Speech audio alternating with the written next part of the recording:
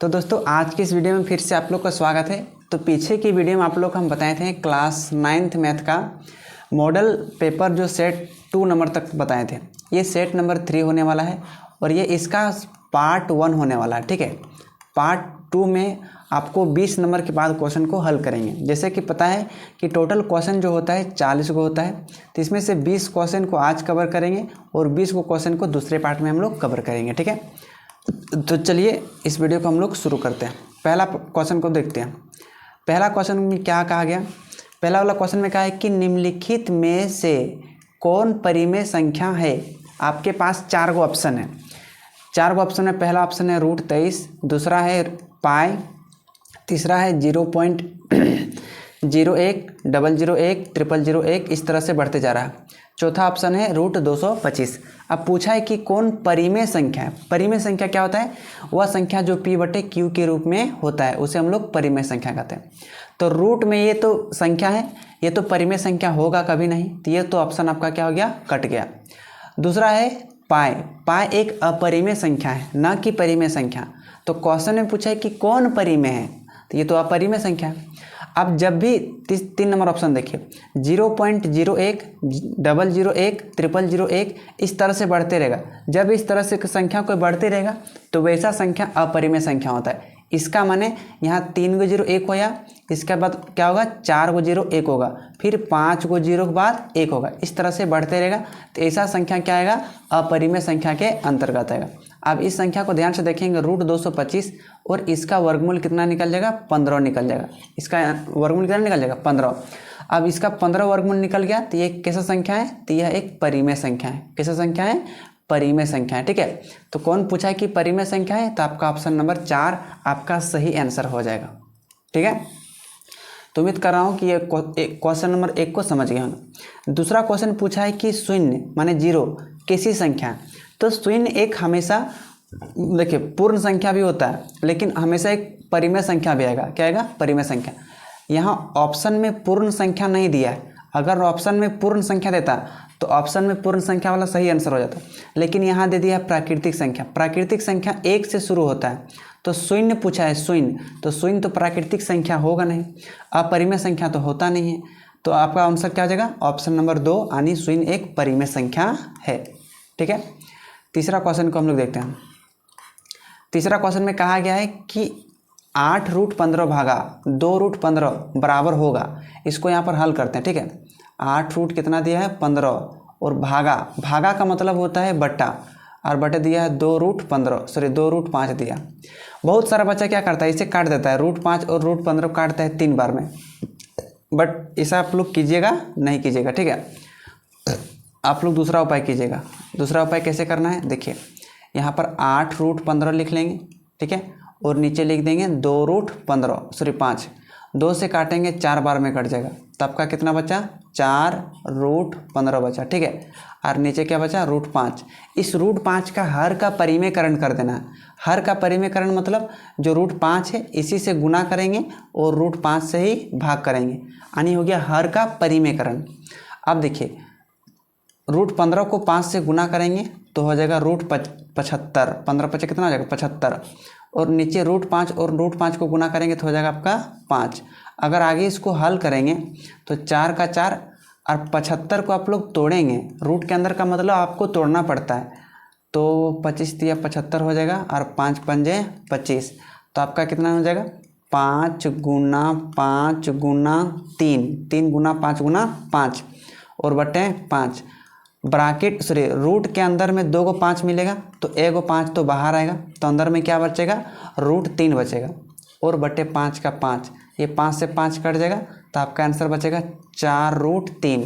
तो 4√3 आपका right answer हो जाएगा, जो कि आपका ऑप्शन नंबर 4 में है। ठीक है, तो उम्मीद करता हूँ कि इसको हल कैसे करना है इस चीज़ को आप लोग समझ गए होंगे। नेक्स्ट क्वेश्चन देखते हैं हम लोग, चौथा क्वेश्चन। चौथा क्वेश्चन में क्या दिया गया है? चौथा क्वेश्चन में दिया गया है कि 32 के पावर 2/5 दिया गया है। ये बहुत इंपॉर्टेंट क्वेश्चन है और VVI क्वेश्चन है। क्या दिया है? 32 के पावर में 2/5 दिया गया। इसको हल कैसे करेंगे? आप चाहे तो यहाँ 32 को तोड़ दें। ठीक है, 32 को क्या कीजिए? तोड़ दीजिए। हम नीचे तोड़ रहे हैं। देखिए, 32 को यहाँ पर नीचे तोड़ देंगे तो कैसे टूटेगा?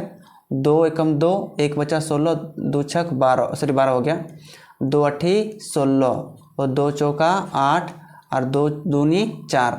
तो कैसे टूट गया?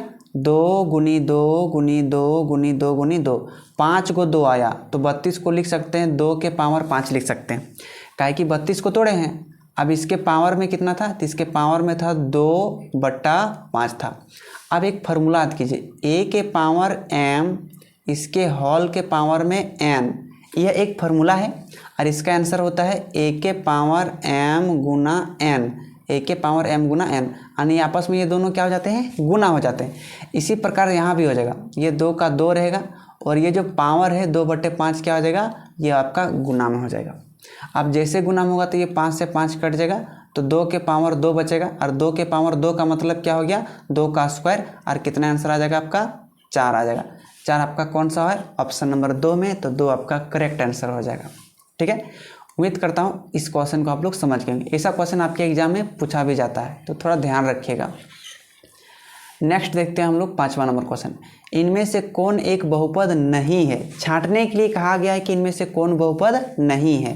तो देखिए, इसके पावर में पूर्ण संख्या है, यानी x के पावर में क्या है? पूर्ण संख्या 2 है, तो ये तो बहुपद है। इसके पावर में भी पूर्ण संख्या है, कुछ नहीं तो 1 है, तो ये भी बहुपद है। पावर में पूर्ण संख्या रहेगा तो बहुपद हो जाएगा। अब देखिए, इसके भी पावर में पूर्ण संख्या है तो ये भी बहुपद है। अब ध्यान से देखेंगे ई वाला ऑप्शन नंबर 4, इसमें तो चारों दे दिया है बहुपद है, तो पूछ क्या रहा है कि कौन बहुपद नहीं है?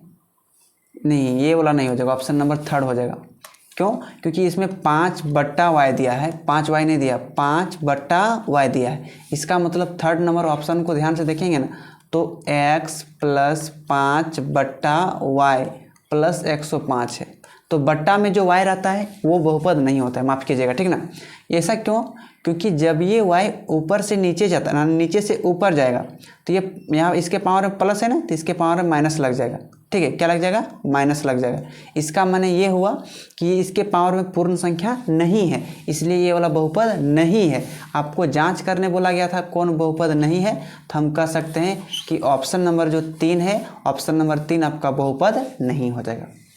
नेक्स्ट देखते हैं छठा नंबर क्वेश्चन, बहुपद x - 2 का शून्यक ज्ञात कीजिए। देखिए, शून्यक निकालने के लिए बहुत आप लोग को सिखाए थे, जब भी शून्यक जिसका पूछेगा बराबर क्या मान लेना है? हमेशा 0 मान लेना है। ये क्वेश्चन आपके एग्जाम में फिक्स है कि ऐसा क्वेश्चन आएगा एकदम से फिक्स, ठीक ना, टाइपिंग क्वेश्चन में। तो यहाँ पर x - 2 बराबर 0 माने तो ये -2 बराबर के उधर जाके क्या हो जाएगा? +2 हो जाएगा। अब x में 2 0 जोड़ेंगे तो कितना हो जाएगा? 2, तो बहुपद x का मान कितना निकल गया? 2, जो कि ऑप्शन नंबर 3 में है।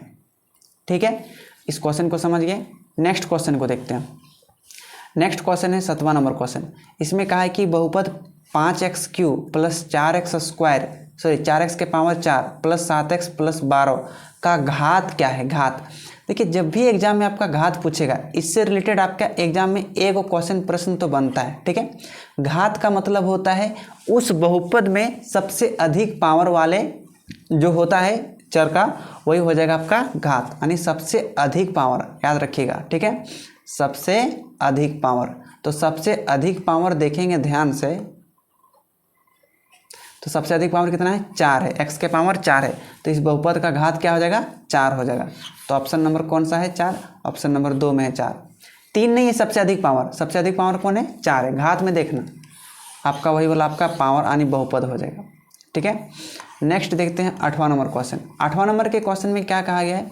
यदि बहुपद p × x = x³ + x² + x + 1 को x + 1 से विभाजित किया जाता है तो शेषफल का मान ज्ञात कीजिए। देखिए, इसको बनाने का 2 तरीका, पहला लंबा तरीका, दूसरा शॉर्ट तरीका। आपको दोनों तरीका बताते हैं। पहला, जब भी x + 1 से विभाजित करने के लिए कहेगा तो क्या कर लेना है? x + 1, माफ कीजिएगा इसको थोड़ा मिटाते हैं, x + 1 से विभाजित करने के लिए कहा गया है तो ये बराबर मान लेंगे 0। पहला तरीका बता रहे हैं, यानी फर्स्ट मेथड बता रहे हैं। तो यहाँ से प्लस का 1 बराबर के जब दाहिना साइड में जाएगा, बराबर के दाहिना साइड में जाएगा तो क्या हो जाएगा? -1 हो जाएगा, और 0 में 1 घटेगा तो कितना बचेगा? -1। यानी पहला तरीका हम कह सकते हैं कि जहाँ जहाँ आपको x दिख रहा है वहाँ आपको क्या रखना है? -1 रखना है। तो क्वेश्चन क्या है? x³ है, प्लस एक्स स्क्वायर है प्लस एक्स है और प्लस 1 है। अब इस x की जगह क्या रखेंगे, इस x की जगह रखेंगे ये वाला -1, तो यहाँ रखेंगे -1 का होल क्यूब हो जाएगा, ठीक है।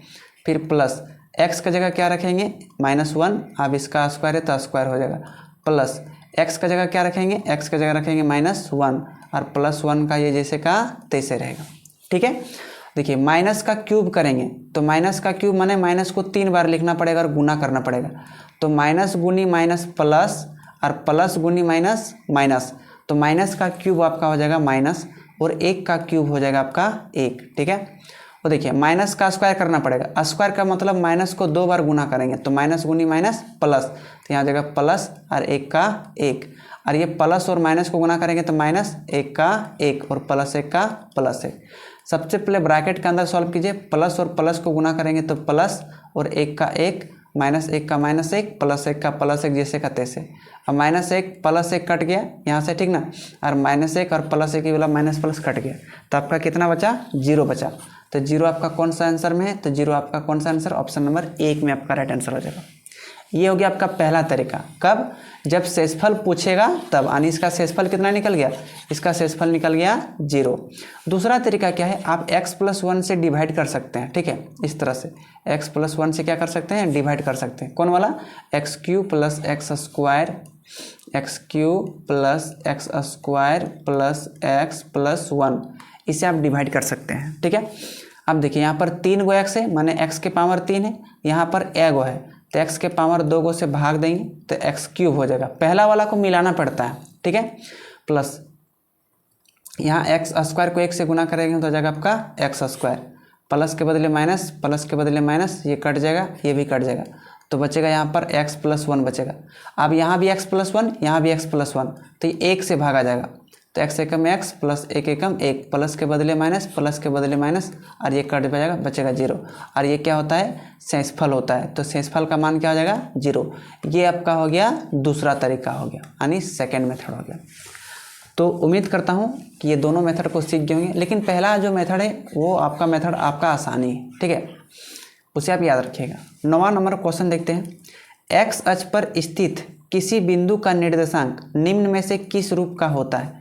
देखिए जब क्वेश्चन में एक्स अक्ष का पूछेगा, ये पार्ट नंबर 1 में बताए थे, एक्स अक्ष में पूछेगा तो वाई का मान 0, और जब वाई अक्ष में पूछेगा तो एक्स का मान 0, वाई अक्ष में पूछेगा तो एक्स का मान 0, इसको आपको याद रखना पड़ेगा।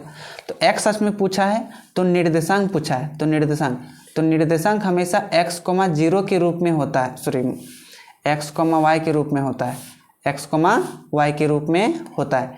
तो देखिए x अक्ष में पूछा है तो x अक्ष में पूछा है तो y का मान क्या हो जाएगा 0, और x का क्या रहेगा x, तो x अक्ष में पूछा है तो उसका निर्देशांक हो जाएगा x, 0।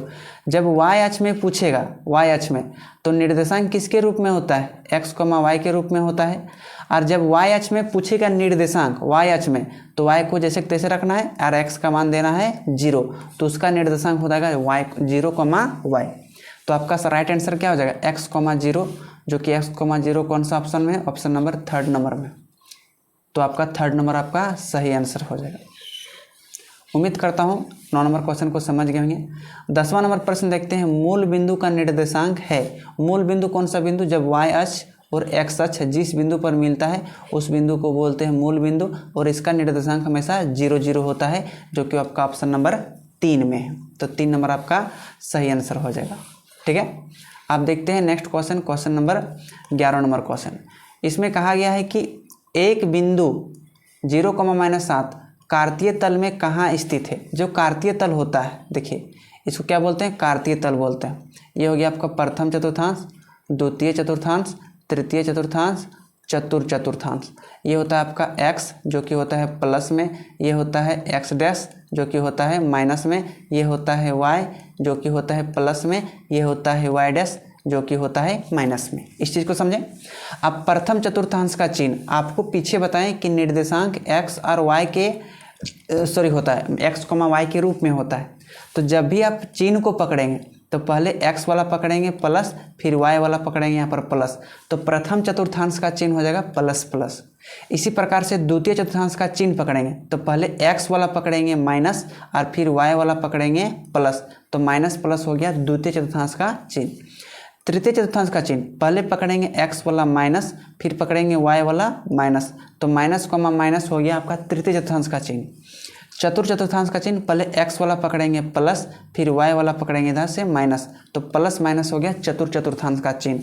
अब यहाँ पर क्या है, जीरो है, मान के चलो प्लस में है, और ये वाला हो गया माइनस में 7, तो प्लस माइनस कौन सा चतुर्थांश में हो जाएगा आपका, प्लस माइनस देखिए यहाँ पर चतुर्थ चतुर्थांश में हो जाएगा, चतुर्थ चतुर्थांश में। या फिर इसको ऐसे भी हो सकता है, इसका आंसर देखिए 0,-7 दिए हैं, 0,-7 यानी आपका ये 0 हो गया, और यहाँ पर क्या होता है y होता है, तो 0, क्या है y, तो ये किस अक्ष का निर्देशांक होता है, ये तो y अक्ष का निर्देशांक होता है। क्या होता है, y अक्ष का निर्देशांक, क्योंकि 0, y के रूप में होता है, तो y अक्ष का निर्देशांक आपका ऑप्शन नंबर 4 हो जाएगा। क्या हो जाएगा, ऑप्शन नंबर 4, क्योंकि 0 यहाँ बीच बीच में दिया है, क्या दिया है बीच बीच में, 0,-7 ये वाला हो जाएगा, -7 यहाँ पर -7 हो जाएगा नीचे, तो ये क्या हो जाएगा y अक्ष में, तो इसका y अक्ष आप लोग राइट आंसर मारिएगा। ठीक है, अब हम लोग नेक्स्ट क्वेश्चन देखते हैं, 12वां नंबर क्वेश्चन।